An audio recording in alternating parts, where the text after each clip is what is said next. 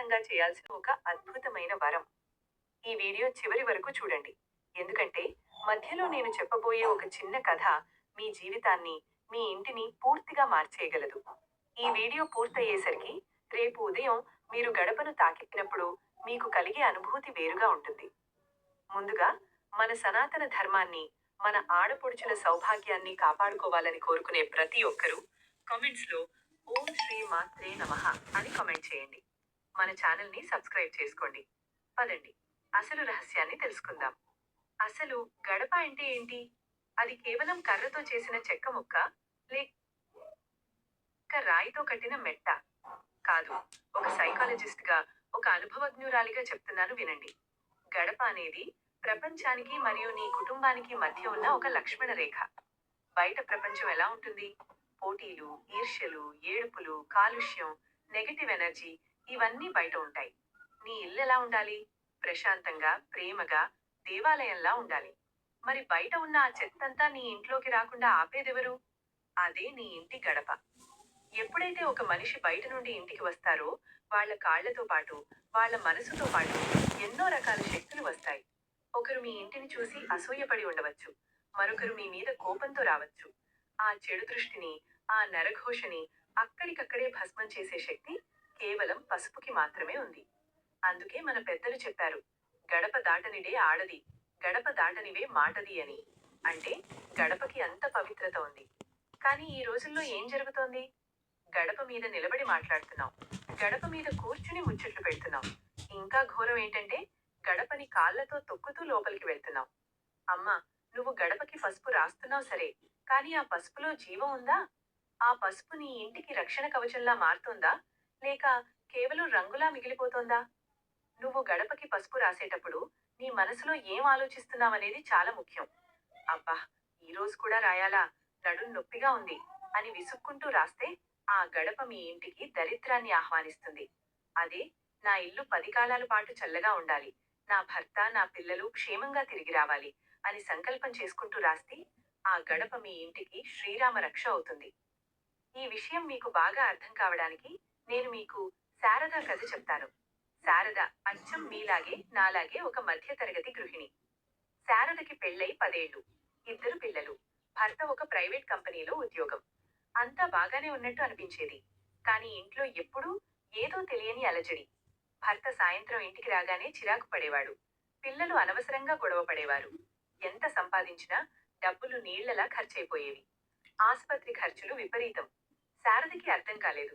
నేను రోజూ దీపం పెడుతున్నాను కదా, పూజ చేస్తున్నాను కదా, ఎందుకు మా ఇల్లు నరకంలా మారుతోంది అని ఏడ్చేది. ఒకరోజు వాళ్ళ ఇంటికి వాళ్ళ అమ్మమ్మ గారు కాంతమ్మ వచ్చింది. కాంతమ్మ పాతకాలపు మనిషి. కానీ ఆమె కళ్ళల్లో ఒక తేజస్సుండేది. ఆమె ఇంటికి రాగానే గమనించిన మొదటి విషయం శారద ఇంటి గడప. ఆ గడపకి పసుపు ఉంది, కుంకుమ ఉంది. కానీ అది కళ తప్పినట్టుంది. ఎండిపోయి బీటలు వాయి ఉంది. ముగ్గు కూడా ఏదో ఆదరాబాద్రాగా వేసినట్టుంది. మరుసటి రోజు ఉదయం శారద గడపకి పసుపు రాస్తుండగా కాంతమ్మ గమనించింది. శారద ఒక చేత్తో ఫోన్ మాట్లాడుతూ, మరో చేత్తో గబగబా పసుపు నీళ్లు చల్లి ఏదో మొక్కుబడిగా రాసేసి లేచింది. పసుపు రాసిన వెంటనే ఆ తడి ఆరకముందే దాని మీద కాలు పెట్టి లోపలికి వెళ్ళింది. కాంతమ్మ అది చూసి గట్టిగా పిలిచింది. శారదా! శారద ఉలిక్కిపడి చూసింది. ఏంటా పని?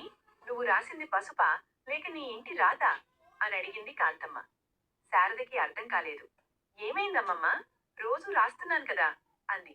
అప్పుడు కాంతమ్మ చెప్పిన మాటలు శారద జీవితాన్నే కాదు, ఈ వీడియో చూస్తున్న మీ జీవితాన్ని కూడా మార్చేస్తాయి. పిచ్చిదానా, గడప అంటే లక్ష్మీదేవి పీఠం. నువ్వు ఫోన్లో సొల్లు కబుర్లు చెప్తూ విసుగుతో పసుపు రాస్తే ఆ లక్ష్మీదేవి అక్కడ ఎలా కూర్చుంటుంది? పైగా పసుపు రాసిన వెంటనే దాని మీద కాలు పెట్టి తొక్కుతున్నావు. నీ ఇంటికి కాపలా కాసే తల్లినే నువ్వే కాలుతో తన్నినట్టు కాదా అది? అందుకేనే నీ ఇంట్లో లక్ష్మి నిలబడటం లేదు. అందుకే నీ ఇంట్లో శాంతి లేదు. శారద కళ్ళల్లో నీళ్లు తిరిగాయి. మరి ఏం చేయాలమ్మమ్మా అని అడిగింది. కాంతమ్మ నవ్వి శారదకి ఒక రహస్య పరిహారం చెప్పింది. ఆ రోజు నుండి శారద ఆ పద్ధతి పాటించడం మొదలుపెట్టింది. నమ్మండి నమ్మకపోండి, సరిగ్గా 21 రోజుల్లో శారద ఇంట్లో మార్పు మొదలైంది. భర్త చిరాకు తగ్గింది. అనవసరపు ఖర్చులు ఆగిపోయాయి. ఇంటికి రాగానే ఏదో తెలియని ప్రశాంతత. అసలు కాంతమ్మ చెప్పిన ఆ రహస్యం ఏంటి? శారద చేసిన ఆ పనేంటి? ఇప్పుడు నేను మీకు అదే చెప్పబోతున్నాను. ఆ రహస్యం తెలుసుకునే ముందు మన పురాణాల్లో ఉన్న ఒక అద్భుతమైన కథని గుర్తు చేసుకోవాలి. ఇది సాక్షాత్తు శ్రీ మహాలక్ష్మీదేవికి, ఆమె అక్క అయిన జ్యేష్ఠాదేవికి సంబంధించిన కథ. పురాణాల ప్రకారం సముద్ర మథనంలో లక్ష్మీదేవి కన్నా ముందు జ్యేష్ఠాదేవి పుట్టింది. జ్యేష్ఠాదేవికి శుభ్రత అంటే ఇష్టం ఉండదు. గొడవలు, దుమ్మి, ధూళి, ఏడుపులు ఎక్కడుంటాయో అక్కడ ఆమె నివాసం. ఆమె ప్రవేశిస్తే ఆ ఇంట్లో ఐశ్వర్యం పోతుంది, దరిద్రం వస్తుంది. ఆ తర్వాత లక్ష్మీదేవి పుట్టింది. ఆమెకి పరిశుభ్రత, పసుపు, కుంకుమ, సుగంధ పరిమళాలు అంటే ఇష్టం. ఒకసారి జ్యేష్ఠాదేవి, లక్ష్మీదేవి ఇద్దరూ భూలోక సంచరం చేస్తూ ఒక గ్రామానికి వచ్చారట. ఏ ఇంట్లోకి వెళ్ళాలి అని చర్చించుకుంటున్నారు. అప్పుడు లక్ష్మీదేవి ఒక మాట చెప్పింది. అక్క, ఏ ఇంటి గడపైతే పసుపు కుంకుమలతో కళకళలాడుతూ ఉంటుందో, ఏ ఇంటి గడప దగ్గర స్త్రీలు భక్తితో దీపం పెడతారో, ఆ గడప నాకు లక్ష్మణ రేఖ లాంటిది కాదు. అది నాకు స్వాగత ద్వారం. నేను అక్కడే ఉంటాను. కానీ ఏ ఇంటి గడపైతే వెలవెలలాడుతూ, దుమ్ము పట్టి, పసుపు లేకుండా ఉంటుందో, ఆ గడప నాకు అగ్నితో సమానం. నేనక్కడికి వెళ్ళలేను. అక్కడ నువ్వుండు అని చెప్పిందట. చూసారా?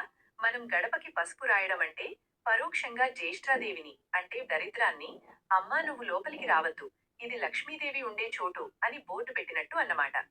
కానీ ఇక్కడ చాలా మంది స్త్రీలు చేసే తప్పేంటంటే గడపకి పసుపు రాస్తారు, కానీ బొట్టు పెట్టేటప్పుడు కుంకుమ కాకుండా స్టిక్కర్ బొట్లు వాడుతున్నారు.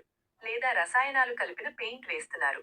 అమ్మా, లక్ష్మీదేవి ఆకర్షించబడేది ప్లాస్టిక్ స్టిక్కర్లకి కాదు, స్వచ్ఛమైన పసుపుకి, సహజమైన కుంకుమకి. మీరు పెయింట్ వేసి చేతులు దులుచుకుంటే అక్కడ దేవత ఎలా కొలువై ఉంటుంది? గడప అనేది వెన్నెముక లాంటిది. మన శరీరంలో వెన్నెముక ఎంత ముఖ్యమో ఇంటికి గడప అంత ముఖ్యం. వాస్తురీత్యా కూడా ప్రధాన ద్వారం నుండే ప్రాణశక్తి అంటే కాస్మిక్ ఎనర్జీ లోపలికి వస్తుంది. పసుపు ఒక అద్భుతమైన యాంటీబయోటిక్, క్రిమి సంహారిణి.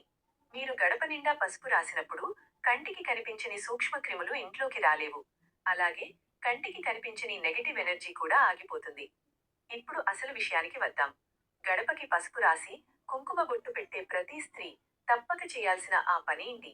నేను చెప్పే ఈ పద్ధతిని రేపటి నుండి పాటించండి. ఫలితం మీరే చూస్తారు. 1. పసుపు కలిపే విధానం. కేవలం నీళ్లతో పసుపు కలపకండి.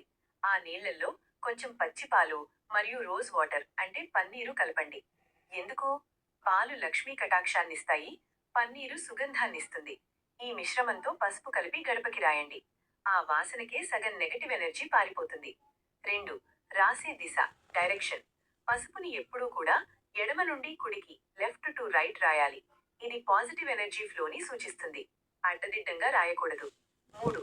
ఆ సమయంలో చదవాల్సిన మంత్రం. ఇదే అసలైన సీక్రెట్. మీరు గడపకి పసుపు రాస్తున్నంతసేపు మీ మనసులో అనవసరపు ఆలోచనలు రాకూడదు. ఈ చిన్న మంత్రాన్ని మనసులో అనుకోండి. ఓం శ్రీ మహాలక్ష్మియే నమః. నా ఇల్లు సుభిక్షంగా ఉండాలి. లేదా కులదేవతాయే నమః. మీరు గడపని తాకినప్పుడు మీరు దైవాన్ని తాకుతున్నట్టే భావించాలి. 4. బొట్టు పెట్టే విధానం. పసుపు రాశాక బియ్యం పిండితో చిన్న ముగ్గు వేసి దాని మీద కుంకుమ బొట్టు పెట్టండి. కుంకుమ పెట్టేటప్పుడు మీ ఉంగరపు వేలుని వాడండి. కుంకుమ పెడుతూ నా భర్త ఆయుష్షు పెరగాలి, నా ఇల్లు ధాన్యంతో నిండాలి అని గట్టిగా సంకల్పించుకోండి. స్త్రీ సంకల్పానికి తిరుగులేదు. 5. అతి ముఖ్యమైన నియమం, ద రూల్. పసుపు రాసిన తర్వాత దయచేసి దాని మీద వెంటనే కాలు పెట్టకండి. ఇంట్లో వాళ్ళకు కూడా చెప్పండి. గడపని తొక్కడం అంటే లక్ష్మిని తొక్కడమే. గడపని దాటాలి, స్టెప్ ఓవర్ ఇట్. తొక్కకూడదు, డోంట్ స్టెప్ ఆన్ ఇట్. అదనపు చిట్కా. ప్రతి శుక్రవారం గడపకి రెండు వైపులా 2 పువ్వులు పెట్టండి. సాధ్యమైతే సాయంత్రం వేళ గడప దగ్గర లోపలి వైపు 2 మట్టి ప్రమిదల్లో దీపాలు వెలిగించండి. దీన్నే గడప లక్ష్మీ పూజ అంటారు. ఇది చేసిన ఏ ఇంట్లోనూ ఆర్థిక సమస్యలు ఎక్కువ కాలం ఉండవు. అమ్మా, ఇంకా కొన్ని చిన్న చిన్న తప్పులున్నాయి. అవి మనం తెలియకుండానే చేస్తాం. వాటిని వెంటనే ఆపేయండి. పాత పసుపు వాడటం. పూజ గదిలో మిగిలిపోయిన పాత పసుపుని లేదా ఎక్స్పైరీ అయిపోయిన పసుపుని గడపకి రాయకండి. గడపకి వాడే పసుపు స్వచ్ఛంగా కొత్తగా ఉండాలి. చీపురు తగలడం. ఇంటిని ఊడ్చేటప్పుడు చీపురుని గడపకి గట్టిగా తగిలించకండి. చీపురు లక్ష్మీ స్వరూపమే అయినా దుమ్ముతో కూడిన చీపురుని గడపకి కొట్టడం మంచిది కాదు. ఏడుస్తూ రాయడం. కళ్ళల్లో నీళ్లు పెట్టుకొని బాధతో ఎప్పుడూ గడప పూజ చెయ్యకండి. స్త్రీ కన్నీరు గడప మీద పడితే ఆ వంశానికి మంచిది కాదు. కష్టాలు ఉన్నా సరే ఆ ఒక్క నిమిషం మనసుని దిటవు చేసుకొని నవ్వుతూ అమ్మవారిని ఆహ్వానించండి. గుర్తుంచుకోండి, ఇల్లు అనేది ఇటుకలతో కట్టొచ్చు, కానీ కుటుంబం అనేది స్త్రీ మనస్సుతో, ఆమె ఆచరించే ధర్మంతో నిలబడుతుంది. మీ ఇంటి గడప మీ కుటుంబ గౌరవానికి ప్రతీక. అది ఎంత కళగా ఉంటే మీ ముఖంలో అంత కళ ఉంటుంది. మీరు గమనించండి, ఏ ఇంట్లో అయితే గడప పసుపు కుంకుమలతో మెరుస్తూ ఉంటుందో ఆ ఇంట్లోకి అడుగు పెట్టగానే మనసుకి హాయిగా అనిపిస్తుంది. అదే మీ విజయం. రేపటి నుండి పసుపు రాసేటప్పుడు ఇది ఒక పనిలాగా కాకుండా ఒక యోగంలాగా, ఒక వరంలాగా భావించి చెయ్యండి. మీ ఇంటి గడపే మీకు గుడి అవుతుంది. సోదరిమణులారా,